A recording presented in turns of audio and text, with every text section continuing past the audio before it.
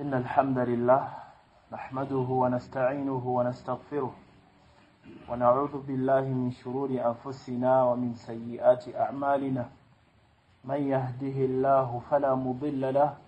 ومن يضلل فلا هادي له وأشهد أن لا إله إلا الله وحده لا شريك له وأشهد أن محمدا عبده ورسوله متلقى الله تبارك وتعالى مقال وجتب الله سكسسنا من بكون نبي محمد صلى الله عليه وسلم وجتب مكرزة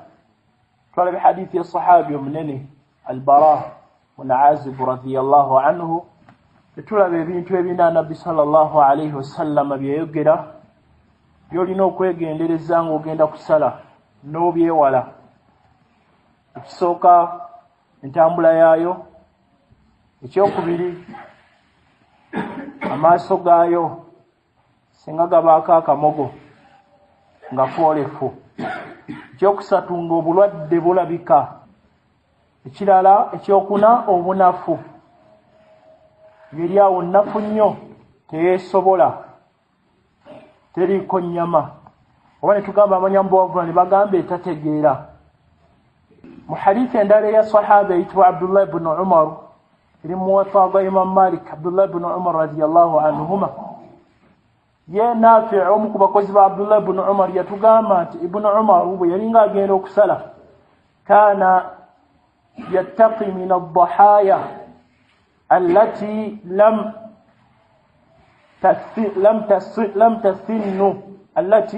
tasinnu والتي نقص من خلقها يري يgendereza ensolo lam tasin bachivunle zivunla bbiri esooka kwe kuvunla nti ensolo nga temyaka gyayo teginnaba kutuuka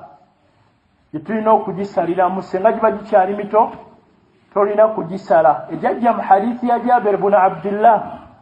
radiyallahu anhu eri mu kitabo kya Imam Muslim Nabi sallallahu alayhi wa sallam yagamba la tazbahu illa musinna illa an yu'sara alaykum fatazbahu al-jaz'a min ad-da'n tusala okujjako musinna eri watu genda gikoonako okujjako ng'embeera eganye wadde mu mbeera nga singa zibulungi sawo sinywevu osobola okusala jaz'a yeweze emyezi 6 n'okugenda waggulu mu ndiga osobola okusala mu ndiga yeweze emyezi 6 n'okugenda waggulu n'ebisigadde olina kusala musinna yeeriwa bwe tujja ku mbuzi ewezezza omwaka ng'eyingidde mu mwaka ogwokubiri ewezezza omwaka ng'eyingidde ogwokubiri gulina okuba nga ogusooka gujjulidde ddala eri tugambye endiga enokuba n'emyezi 6 nga gijjudde n'okugenda waggulu mu mbeera y'omuntu nga badde ekyo ekiriwo kyaba atambula nakyo bwe mu bisolo ebisigadde ebirala olina okusala musinna yeeriwa mu ndiga mu ndiga tugambye ejjaza emyezi 6 mu mbuzi bulina okuba nga omwaka gujjudde eyingidde mu mwaka ogwokubiri mu nte yeyewezezza sanataini emyaka 2 nga gijjudde eyingidde mu mwaka ogwokusatu then bwe tugenda ku ngamiya erina okuba nga ewezezza emyaka 5 kitegeeza etandise ogw'omukaaga yegyo gye yalaga Nabi sallallahu alayhi wa sallam mu hadithi ya Jabir ibn Abdullah bwe kiba nga omuntu asobodde mu mbuzi mu ndiga gitugambe yekka ku myezi 6 n'okugenda waggulu n'ebisigadde tawala bwetyo embuzi ente n'eŋŋamiya nga bwe kyajja mu hadithi ya Jabir ibn Abdullah radiyallahu anhu kati emyaka egisembayo girina kuba emeka tegirinaako kkomo yonna yonna ng'owezezza emyaka 2 wezezza emeka kasiteba nga egiweze nga 2 tebirina ebirala byetugambye kuba eyinza otuukamu egyo nga tekyakola ki ng'egudde ate mu bire tekyasobola nnafu nnyo kitegeeza netogenda gisala naye tekyajjirako myaka nti weweza emyaka 10 weweza emyaka bwegiti togisala la gyegitandikirwako gyolina okubeera nti weegendereza yenzivulula esooka mu hadith eyo kikola kya Abdullah ibn Umar yali yegenezanga emyaka nga kijja mu ahadith za Nabi sallallahu alayhi wasallam. Abana ne bagamba nti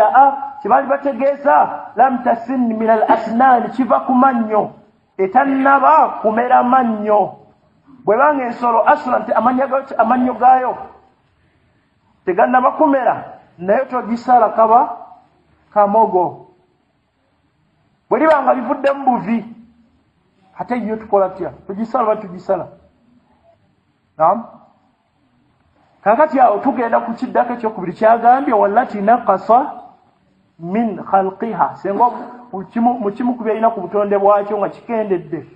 kivuddeko. Ibn Umar yajewala nga tagikola ki? Agisala. Bwe livaako erinnya kiba tekivudde kimu ku kitundu kyayo. Naam. Esalibwa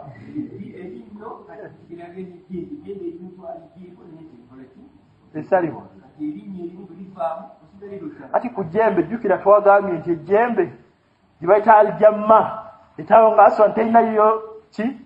jjembe ekola ki? Esalibwa. Kale tugambwe banga esalibwa kitegeeza evuddeko erimu obanga likendedde gya kitundu tugisala. Bwe tuga etalina ddala esalibwa kitegeeza likendedde tugaye ekola ki? Kale tugambye etalina mannyo asa nga temuli mannyo yetekola ki? Kuba kyawukanye ne kiri nti ye kola ki? Esalibwa. Naye ate kino etalina mannyo ddala aslan tetekola ki? Esalibwa. Katuwuza erinnyo livuddemu. Naam. Ensolo yonna senga evaako ekimu ku bitundu byayo naqasa min khalqi, okutukuvuddeko n'ebitundu ebirala tunulira embeera bbiri kivuddeko kitya? Senga kiba kivuddeko mu mbeera mu kulwanagana, zibadde zirwanagana eno ne kuba ginne waayo negiruma mu mbeera eyo oba kutune kuvaako akukaba kamogo era gitugisala tesalibwa. Kuba kitegerekese bulungi. Naye senga kiba muba kati bana bazijja gye bagijja mu byalo eyo zireeta mu bibuga oluusi baziramba bazisalako kuki kutu oba bayinza ogikolobola kuba bakoloboza kitegeeza bukendeevu ku butonde bwaki. Kuba kitegerekese kabanga naqsu naye ako tekakola ki? Tekakosa era ogisala. Bikisala n'oluusi bogenda ogenza oziraba oleekaleebe ogenda okusanga kutukwayo oba ne bagizo olina okusooka okutegeera dda kituufu kino bakikoze mbeera ya kuziramba kuzaawula oba yabadde erwanagana ginne waayo ne kivaako akamogo kano. Kati etalina linnyo ekituufu tewali bujulizi bugikola ki? Bugigaana. Naye amanyi bagamba Abdullah ibn Umar ye ekyewalanga ye ng'ayagala enzijjuvu ddala kubanga obukendeevu bw'erinnyo tebulina kye bulikosa nnyo erinnyo limu nga likoze ki? Buli nga bwe twalabye ku jjembe terina kyoba omubiri gwayo gujja kuba bwe guti. Naye Abdullah ibn Umar yekirekanga ye radiyallahu ta'ala anhu. Abula singa gavuddemu mu mbeera eno nga zirwanagana era kabaka ki? Kabaka mugo bazirwanagana amannyo gonna ne gayiika. Kabaka mugo nga bw'olabye era kutu singa ogisanga ng'erina okutu kumu naye tekola ki? Bwe tugenda okitegeera nti okutu kuno baakusazeeko ko lwa nsonga eno bweti ne bweti. Naye naqasa min khalqihi, obutonde bwa bukendeevu bw'osanga ekirala waliwo ekisalibwako oba ekigibbwako mu mbeera si etali ya bulijjo, mu mbeera eyo nga gye tugambye yakulamba kugiramba wabula zibadde zirwana oba ebadde erina weyita ennyini nebaako weyenyize kulwanagana eyita eyingira biti ne bigisala mu mbeera obuba buki? Oba kitegerekese? Bitegerekese oba? Naam. Kati woleetera n'endaawe naye tugigireyo wano oba bukendeevu oba kirimu embeera bbiri era kigaziye mu mbeera bbiri. Bwe ziba nga kivudde kubeera nti zibadde zirwanagana buba buki? Bukendeevu togisa. Naye kibanga kino bakikoze asula mu mbeera ya kugikola ki? Kugisavuwaza tekaba kaki? Tekaba kamogo. Naye bwe kibanga olina kikakasa kiri mu mbeera ki? Kyetugambye nti kamogo konna kogirako kalinga obukendeevu kuyo tusooka kakasa ddala kivudde ku ki? Kati singa zibadde zirwanagana netuuka mu mbeera eyo kabaka ki? Naye bwe kibanga bakikoze aslan kubeera kuba tugenda kulaba paka tukikonereko ddala ensolo gye tusala yandibadde kye tukulembeza ki okunyirira kwayo kubanga biri bisatu bye twali batunuulira naye ekisooka kye tulina otunuulira okunyirira kwayo n'ogiraba nga mutuufu nyirivu nsava oba ogitunuulidde kyosooka okukola ki okukulembeza byolina otunuulira ku nsolo nabbi gye yasala sallallahu alaihi wasallama mu hadithi ya Anas ne mu hadithi ya Aisha efaanana etya era eriwo esinga ku ngamiya ente embuzi n'endiga kyekisinga ngamiya nga Imaamu Shafi bwe yagamba ne Imaamu Abu Hanifa kyogeze nakyo na ekirala ndiga nga Imaamu Maliki rahimahullah bwe yagamba ekituufu nti endiga yesinga ku duhiya wano abantu endiga tebagyagalira ddala abaganze n'ennyama engamiya sijja naye bagira kuba teriyo mudaala gwaki sole muteriyo mudaala gwa ndiga bagirira omwo mu mbuzi agasigira gebuga nga yamaze dde ogikola ki adde enyumizaako awo yamala okugira bulungi nnyo kale ola amala ogimaliza nyama ndiga kino kikoze eki akaki naye ng'ate agiwombeddwa nnyo bamulabye abadde agiwaana ennyama eno yasukka akabuzi era okumubulyanga ki kati bwe bagirira omwo naye ng'ekisinga yeki yendiga olw'okubanga nabbi gye yalagira sallallahu alaihi wasallam hadithi ya Aisha amara nabiyu sallallahu alaihi wasallam bikabshin aqran yata'u fi sawadin wa yabruku fi sawadin wa yanzuru fi sawadin mu mikolo gya hijja ekisinga kubanga nabbi gye yasala ngamiya yesinga mu mikolo gyaki ya hijja kubanga zino ibada zeewunyise ekiro ekiba kisinga kyekyo nabbi sallallahu alaihi wasallam yennyini kye yakola ki amaliba kyekyo ekyokulabirako nti olaba okusalira mu Makka okusalira mu haramu e Madiina eswala ya nzito naye ate omuntu avuddemu ng'eswala ewedde obanga magaribi ewedde n'agenda n'agisalira ewaka asinga asalidde mu ki ng'asalidde e Madiina bw'amaze sunna eya baada sala baada al-maghribi n'agitwala ewaka asinga ate agisalidde mu ki kubanga oli akolera ddala kyennyini nabbi kyeyakubiriza kyeyakolanga sallallahu alaihi wasallam olabanga kino kyekiki nga bwe twaga nti olaba asalira 23 abatakoze haramu kyekituufu naye ate amusingayo wa 11 kyolabanga ekitini aye nabbi ye kyeyakola ki kyeyakola kyeyanywererako ddala nawe kyolina okunoonya kati kyekino owengamiyo olabanga yeki yennene naye ate asingayo wa yowendiga kubanga kyekyennyini nabbi kyeyakola ate mikolo gya hijja ekisinga nabbi kyeyakola kyali kyangamiya bi abihi wa ummi sallallahu alaihi wasallam hadithi Aisha alagira baleete endiga yali efaanana etya ebitendo bino oba obifunye byolina okukulembeza yalinga yata'u fi sawadin bwebekka wansi ekifo kyekino kiringa olubuto nga waliwo ebiki ebiddugavu wayanzuru fi sawadi mukyenyi namwo nga mulimu ebiki ebiddugavu wa yata'u mwetambula ku bigere byayo kuliko ebiddugavu ne wano nga ku lubuto nawo waliwo ebiddugavu ne mukyenyi nemu nga mulimu ebiki ebiddugavu bezirabika endiga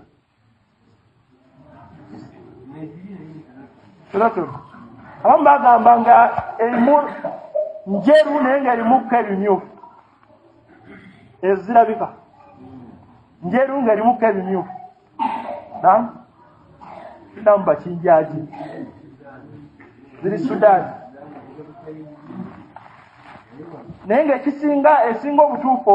tabjihama gye baleeta yeeyo esookuse tebeera njeru ng'erimukko ebiddugavu nga ku lubuto ku bigere ne mukyenyi ng'erinamu ebiddugavu yeeyo nnyini bw'oba okifunidde ddala efaanana bw'etyo Nabi sallallahu alaihi wasallama gye yakubiza mu hadithi Aisha gye yalagira bamuleetere ne mu hadithi yani ya Anas bin Malik we yasala ebbiri mu hadithi Anas zaali bbiri wano yali emu ekira kyeyongerako aqranaini ne mu hadithi Aisha yagamba aqran ng'erina amaki yalina amayembe bugisanga erina amayembe era yekola ki yesinga kati singa biba bibuze tukulembeza ki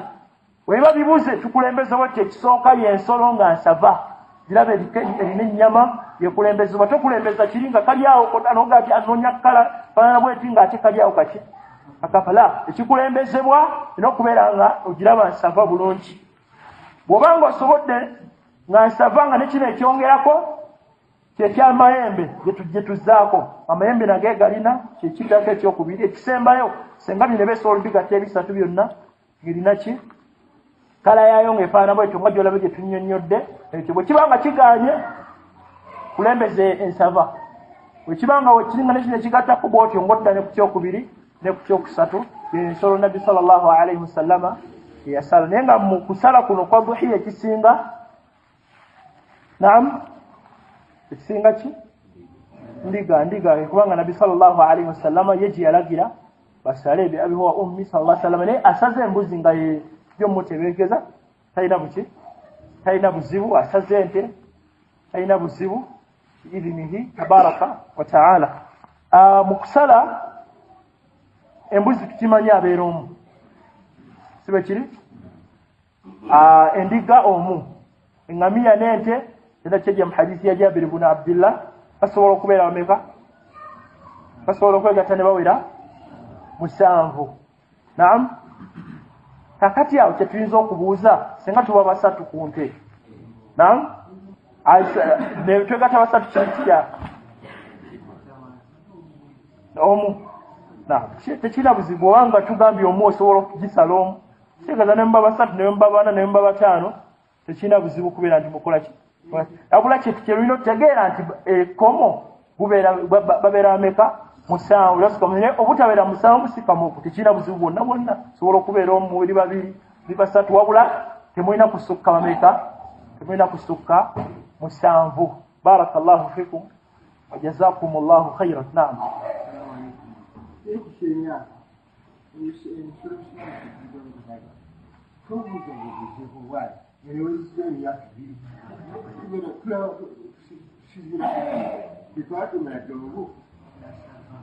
atunulya butunulizi nsabala eyo nsobi nnyo okutakyegendereza kugamba oba ogigirya ddala olina okubakuba n'abimanyi n'akatunulya nga nobwakatunulima omuntu ng'akatunulya butunulizi bwaki naga kano kali myaka ki obanga okisobodde gweoba ofuna akuyambe okuba olabe batambi bo beegenderezanga ne bwe twabanga ku liiso ng'asooka nagikola ki katomala gatwala butwazi mu mbeera olina okusooka okwetegereza ddala kyentwala kyekyo kituufu situnulya butunulizi ki kubanga ekyemyaka nabbi nakira kikkaatiriza sallallahu alaihi wasallama kati bw'obanga otambudde n'omuntu obanga omumanyi nti ensolo zino azikola ki azisobola bulungi asobola okukubira nti kano kali mu myaka bwegiti ekubanga buli fanni oba buli field ebeeramu abantu abagikola ki abagitegeera obulungi nga bwe twayogera kufa ne tugamba okutoza omuntu shahada eyo okumulakana la ilaha illa allah kyomuntu alina okubanga yeegendereza kirungi omuntu okiddira ne ojoyiza okujja omunaga ati ayinza okutya mugundi ono abadde ayagala nfe waki ayangu okundeya shahada yaga nti ate kina buzibu ne bwogira kino togiyiga oliita okusaaza oli mulwadde ekyogaedi gundi andi ayagala ngende naye tugamba nti waliwo embeera abantu abawangalidde ennyo mu bantu abafa nga birinamu experience ng'ategera nti ono embeera kati gyalimu agenda tewali tawanyina nnyo kugamba awangalidde ngejjanga ababaddemu nnyo ng'amutune bwati omutuufu asaana abeera okumulakana ki shahada kaliga kirimu oluusi experience oli amutune kunaga byona embeera gyalimu wadde mugezezzaako mudde naye ng'alabira ddala mubutu ddala basaba mutuusaawo mwe ne muggira eno mutta eno muleeta nga teyeetala nnyo kiri awo amaze okulaba nti ono mubutuufu gwe baleese kati ne mu mbeera eyo ne mu bifuudi eyo naye yeetaaga olabe ku bantu abakugu nga akatunulya bw'ati ne wabanga ono mu kinyaja afunda amugambye nti kali myaka gyo natunaka dekagu naye nga tegiwera gibulamu oba okumubuuza yennyini wabanga mwesigwa omumanyi musiraamu waffe atundire n'omubuuza ddala sokubulya ekituufu kati kino nokifa kituufu abantu tebakitunulira yatwala butwazinooba akwegendereza mwe bali nga yayagala ssente kati olina okukyegendereza nomubuuza nga ye ekituufu kyayagala ssente najja kubeera ennyini barakallahu fikum wajazakumullahu khaira naam ekyo abaddu ba allah abalungi kyagenda mu maaso n'agamu ku mateeka kusala bwe tuli mu kweteekerateekera olunaku olw'ekkumi mwezi ogwa Dhul-Hajj yawma al-Adha. Twakirabye nti kirungi okusala endiga nga mu hadithi ya Anas bin Malik ne mu hadithi ya Aisha radiyallahu anhum. Omuntu waba asaze bbiri kirungi oba n'okugenda waggulu. Hadithi ya Anas bin Malik radiyallahu anhu Sahih Bukhari ne Muslim yagamba ati dhaha an-nabiy sallallahu alayhi wa sallama bikabshayn. Nabi sallallahu alayhi wa sallama yasala endiga biri wa ana udhahi bikabshayn. Nange ngenda kusala bbiri. Kati kirungi omuntu aba Allah tabaraka wa ta'ala amuguliddewo asale esukka mwemu aliise ku bantu. Bwaba asazeemu nga bwe busobozi bwa tekirina buzibu kubanga Nabi sallallahu alayhi wa sallam era omulundi gumu mu hadithi ya Aisha radiyallahu anha amara biqabshin aqran. Nabi sallallahu alayhi wa sallam yalagira ne bamuleetera endiga emu ng'erina amayembe yasala sallallahu alayhi wa sallam. Kati omuntu kye yandibadde afaayo ennyo okusaasaanyizaamu ensimbi ku lunaku luno olwa Eid al-Adha kwandibadde kusala ekyembwa ekyalizze luvannyuma enteekateeka ey'okufuna olugoye olupya, engatta empya n'enkofiira empya byandibadde bijja luvannyuma ng'amaze okutuukiriza kino kubanga baakifangako nnyo bano ne basahaba abanene n'abalongoofu abalala kibasooka otumira kubanga kyekyebbeeyi kyewandisaasaanyizaamu kyewandibadde oteekamu ensimbi ku lunaku luno. Ebira byonna ne bijja luvannyuma. Omuceere oguwerako gujja luvannyuma, soda awerako ku lunaku luno najja luvannyuma, naye ng'ekisooso ttunu okugamba okuba nti okiteekako nnyo oba okikubako nnyo amaaso kyekyokusala ensolo gy'ogenda okusala ng'ogyetegereza bulungi ebitendebwa bye twalabye kunyirira kwayo. Ebira byonna ne bijja luvannyuma nga bw'olaba mu mikolo egy'enjawulo nga ku aqiiqa. Abantu batulira ebintu eby'enjawulo bingi, bantu bengenda okuyita n'abaliisa kinaateekateeka muceere naye nga kyali badde atunuulira kutuukiriza ibaada eno y'embuzi gy'agenda okusala, y'endiga gy'agenda okusala. Ebira byonna ne bwe biba bigaanye osobola okufuna endiga yo n'ogisala, n'ofuna embuzi yo n'ogisala, n'oteekulala n'ogabirako ku bantu ne bw'otakola mukolo. Tuba tulina kumala kufuna za mukolo, afunyewo akawusike n'ez'omukolo tezirabika n'asalawo ibaada n'agiyimiriza, ekyo si kituufu. Gikole ebira byonna kwongerezaako abanga Allah akuwadde fabiha wa ni'ma, agulire ku muceere n'ebirala. Naye bw'obanga olinawo ez'embuzi gy'oba osala sobola okubeera nti oweerezaako ne bw'otakolawo omukolo gwonna gwe nga ibaada yeno ogikoze eki ogituukiriza. Kati ekikulu ennyo ku lunaku luno kye kino nti Allah aba akuwadde sooka ojjumbira ofuna akabuzi ofune endiga nga tonnajjumbira kufuna birala. Ekirala ekirungi mu hadithi eri mu Muwatta gwa Imam Malik eva ku sahaba eyitibwa Abdullah ibn Umar. Yalina omuweereza we gwe bayita Nafi'. Yali mukugu ddala kuba y'omu ku basomesa abakulu aba Imaamu Maliki rahimahullahu tabaraka wa ta'ala. Yali muweereza wa Abdullah ibn Umar naye nga baali nga bajjumbize nga babaggyako ilmu kubanga Abdullah ibn Umar y'omu ku basahaba baali abakugu abanene baali balwana ennyo okuteeka mu nkola ebyo byaliko ekitiibwa Muhammadi sallallahu alayhi wa sallama ng'anoonyereza nnyo nabbi ono yakolanga atya, yatambuzanga atya obulamu bwe. Era bataabi abaamusinkanangako baafunanga essanyu. Haliwo hadithi empanvu gye mumanyi ya Jibriiru ina ekyafa kyayo kiwanvu naye baamusinkanako bataabi babiri ng'agenda kuyingira mu haramu e Makka ne basanyuka era bagamba fawuffiqa lana Abdullah, Allah n'atuwaffaqa n'atuwa ekyengera kinene. Balina ekibuuzo kye baali babuuza omusajja bamuyitanga Ma'badil Juhani, alina bye yali ayogera ku kugera kwa Allah ng'akuwakanya agamba nti ebintu bigwa bugubwe bityo si nti Allah yali abimanyi.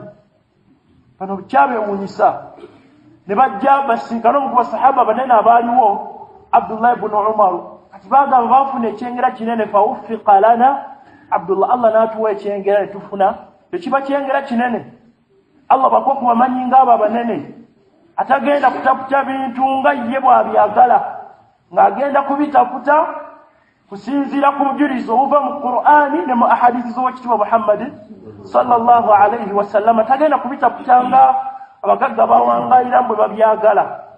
ngera wobiraba kuba ebimu tuba tubimanyi nekola abantu bolimu ebijja vaayo bulungi erimu tejja basanyusa bona agivoonako kati erimu nosalawo n'ogiyisa eno n'eno naye Allah yabawa ekyenya ne bafuna Abdullah ibn Umar nga erimu nnambulukufu gy'abawa ye yennyini nabbi gye yaliko ne basahaba kwe baatambulira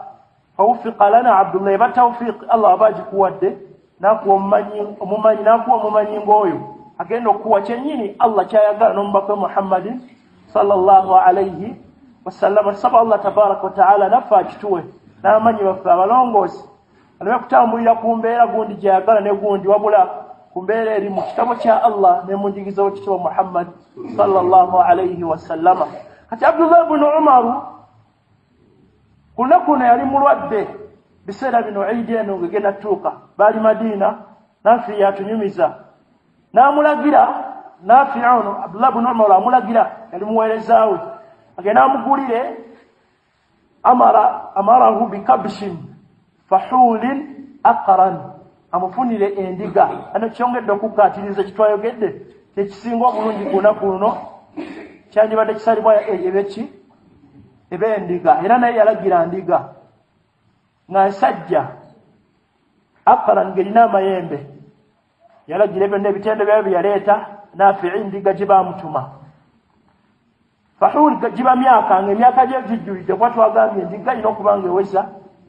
esi mukaaga n'okugenda waggulu. Yalagira bagimuleetere n'amulagira an yadhbahahu fi musalla annas abantu basalira Eid basalidde Eid kasiteggwa awo nnyini mukyererezi basalidde waaba agisalira ekikola bulungi n'agigamba n'amugamba gireete bagisaliraawo abantu babasalidde Eid. Nafi'i rahimahullah agamba fafa'altu n'ekikola n'agikola bulungi gye baamugambye ebitendo byayo n'agireeta basalidde wamala okusaala n'agisala ennyama yaayo n'agisitula bulungi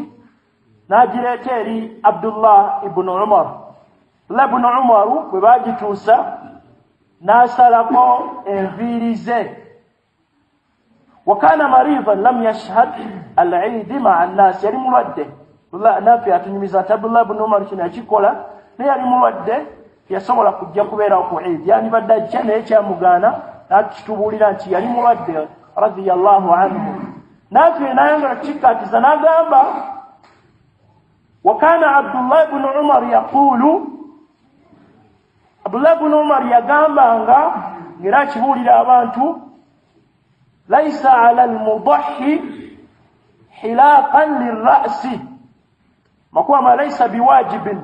sijateeka ku muntu asaze okujjako enviiri ze oba okusalako enviiri. Nafi n'agamba wakati fa'alahu Abdullah ibn Umar yakikola. Haditha yalimu tujjemu ebitunga bibiri biidhinillah. Ekisooka yamulagira aleete endiga eno webasalidde Eid kyererezi kubanga kyekirungi ekyo kuba olaba Nabi sallallahu omuzikiti gwe yalimu gwali gwa Madina gwe gumu ku mizikiti esatu bali gwe guddiira gwe Makka guvaako gwe Madina gwe guddako naye yafulumanga Eid n'agisalira ebweru sallallahu alayhi wasallam nga ekirungi nomanga mulina olujja lulungi kyandibala kirungi muveeyo wemba musalira ki akubanga ekigambo ekyo leero waliwo ebifo nga mutuufu tebyandibadde birungi tutera okugenda tunoonya bisawo ebyenjawulo nolwebera nga tebyandibadde birungi otulanga mu hadithi ya Dhahak eri mu kyo kya Sunan Abi Dawuda bwe baabuuza Nabbi sallallahu alayhi wasallama ku kifo bakiyita Buwaana yali yeeyama okubeera nti asala eŋŋamiya naye Nabbi yamubuuza ku kifo ekyo hal kaana fiiha Eidun min a'yadihim bwe yamubuuza ku bakafiri mwalimuko ku nkuŋŋaana zaabwe nga babeerawo. Ekirala n'amubuuza hal kaana fiiha wathanun min awthani al-jahiliyati yu'bad basinzizaawoko ku masanamu. Nabbi ng'ayagala kulaba kifo ekyo kati bwegendereza hadiisi eyo olaba nga naffe tulina okwegendereza ebifo ebimu tukizuula nti emikono gy'abayimbi we gibeera abanyi b'omwenge we bakuŋŋaanira ekuŋŋaana ezo ez'enjawulo ekituufu ekifo ekyo twali kyewaze webeekubira eccupa z'omwenge kuŋŋaana mu nkuŋŋaana ezo ez'enjawulo ebifo ebyo tubiraba nga yeefaanana yabyo laba nga naffe twandibyewaze tudda we tuzze wadde wafundafunda tutereerezaawo ne tutagenda mu bifo ebifaananako bwe bityo naye ng'okusalira mu kifo kino mu lujjudde n'abantu we yamugamba agisalire lwaki nabbi sallallahu alaihi wasallama naye bwe yakolanga nabbi sallallahu alaihi wasallama naye bwe yakolanga ebiseera ebisinga byonna yasaliranga we basaalidde ekyererezi ono basalidde bwe bamalanga okusaala n'asala sallallahu alaihi wasallam kati amanyi ne bagamba kirungi okubeera nti abantu basaliraawo mu kyererezi naba ne bagamba nti nedda kyo nabbi teyakikola nti kirungi kirimu obulungi oba abula yakikola olwokubanga ye yali omusomesa abantu gwe balabirako ng'alina okubasomesa tujja laba basala batya embuzi ogyebasaawo otya oba endiga ogyebasaawo otya era biki byoyogera kati ebyo byonna nabbi yalina okubibalaga kyeyavanga avaayo n'akiteeka wano mu lujjudde sallallahu alaihi wasallama naye ng'okuteeka mu lujjudde si nkola nti sunna bizaati nga kyo kirungi kwono kubanga yali imaamu yali omukulembeza abantu bonna gwe balabirako abalaga obudde bwe basaliramu bwe buliwa ensala ebeera etya wabitegereka bulungi ab'ebitiibwa kati yavanga avaayo sallallahu alaihi wasallama manya baane bagamba kakitegeeza kirungi ne kuba imaamu buli bw'aba imaamu naye bw'aba akola kubanga yasomesa abantu naye aveeyo agiretwala abantu abalage nti basalayo bati ne bwe bati era byo bino ebyogerwa abantu babirabirako ddala practically kati bagamba kyeyava yakola bw'ati sallallahu alaihi wasallama ne bagamba nti abantu bagamba nti kyetaaga ku imaamu w'abantu bonna kubanga mu ntandikwa abantu basalira bakuŋŋaananga mu kifo kimu basalira Eid ekibanga kitundu nga kino kyonna kubanga babeeranga ne imaamu omukulu omu ngola bwe tugamba nti imaamu omukulu yali Abubakari yali Umar bwe batyo kati babeeranga ne ba imma abanene nga bakuŋŋaanya mu bifo ebiwerako byonna bateekawo kifo kimu babakuŋŋaanya ne bajja bayimirizayo swala ya Eid nga balina imaamu omu abatwala ne bagamba ku oyo imaamu oyo kubanga yatwala abantu bonna bonna yakutibwa gwe balabirako kisaana akolenga nabbi bwe yakola naye aveeyo mu lujjudde waba agikola ki agisalira ekisigala nga kirungi oli bw'aba agikoze imaamu ne balabirako n'abalaga naye waba takikoze tekirina buzibu bonna bonna baga nabbi yakikola olw'embeera efaananako bwekyo bi abihi wa ummi sallallahu alaihi wasallama Abdullah ibn Umaru bwe bamala okugisala Naafi agamba fafaaltu n'ekikola n'agireeta ne bagisala bw'amala okukikola mu ekyo tujjamu tekikkirizibwa okufuna agenda okukusalira gwe n'oba nga si gwagisalidde ddala kikkirizibwa wa in kaana al awla wadde nga ekisinga obulungi gwe wennyini kubeera nti ogyesalira nga nabbi sallallahu alaihi wasallama bwe tulaba bwe yakola mu hadithi ya Anas ne ahadithi endala yennyini n'abeera nti yagyesalira n'omukono gwe ogw'ekitiibwa kyomuddu naye bwe yandibadde n'ate kitwala nti abibiri awo lyanye lyali ku bibi eno naawe ababeere nti bagisala yennyini kisaana abeere nti asitukiramu asane wabanga wadde omulala alina oba embuzi ye weeri eri mu kyalo agundi beera nti ogisala tekirina buzibu bwonna bwonna kirina buzibu bwonna kubeera nti agisala kubanga tewali bulombolombo bwagikwatako nti olina kumala kukwatako nga basala la kirina gundi yonna kati osobola okubeera nga talinawo nebabeera nti bagisala alina kyonna ne bwaba waali tekigaana gundi gyesalire tekirina buzibu naye ngaekisinga wabanga agyesalidde ennyini kirungi nga bwe yakolanga owekitiibwa Muhammad sallallahu alaihi wasallama ekisema mu hadithi eyo Naafi agamba bwe yagireeta ewali Abdullah ibn Umar n'asalako enviiri ze kati amaze okusala kyateeka alina okusalako enviiri naam oba amaze okusala endiga yo embuzi yo olina okusalako enviiri naam si kyateeka amanyi bagamba oba oliawo Abdullah ibn Umar yakikola olw'okuba yali mulwadde ayinza okuba yali atawanyizibwa enviiri zino kubanga Naafi yennyini yatugamba mukolo ident yagiri kolo kubanga yali mochi ali mulwadde kyebika yalisalako olw'obulwadde naye nga sinti amaze okusala kuterebwa amaze okusala mulimu ku byalina okutuukiriza kusala koki si bwe kiri si kyatteeka era naye yakyogera kuba naafi yagamba lunaku guno wali yakyogera nga nabagamba okusalako enviiri kuno si kwatteeka naye ate yakikola kateeka ye yakikola olw'embeera oba bulwadde mbeera oba yakikola enviiri zaali zimuyitiddeko nga ye n'akikola kulya naye nga yabagamba si kyatteeka kati amaze okusala ensolo kakati bannaye sinabatuukiriza emikolo teginakuggwayo era n'okuggyako enviirira lwaki yaziggyako bamaze kusala yali badde aziggyako nga tebannasala naam lwaki yaziggyako bamaze kusala naam bw'omala okusala tekirina buzibu okubeera nti oggyako enviiri naye oba tonnasala tokkirizibwa kuziggyako olwa hadithi ya ummu salama eri mu kitabo kya imamu muslim radiyallahu anha yagamba nabi sallallahu alaihi wasallam idha ra'aytum hilala dhilhijja wa arada ahadukum an yudahi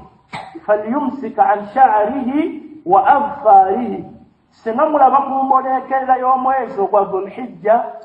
weba 12 kubanga senga ogwa 12 eid ebeerawo nga 10 senga